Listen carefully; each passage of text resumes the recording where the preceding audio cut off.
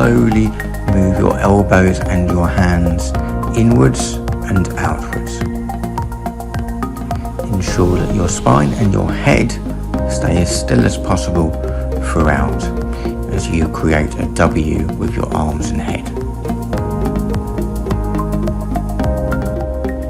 With your back up against the wall, keep your head and your spine still as you push one hand forward and then the other. Slow and controlled movement throughout is best, as this ensures that the stabilizers are engaged.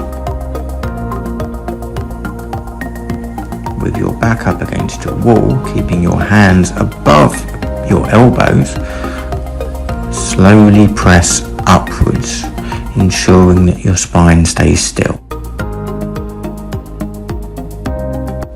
With your back leaning against the wall, slowly slide your arms and back of your hands along the wall.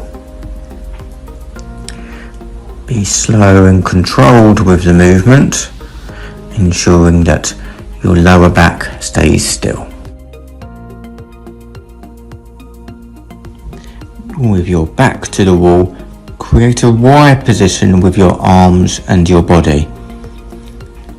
Ensure your spine stays as still as possible as you open up your chest, lifting your hands overhead.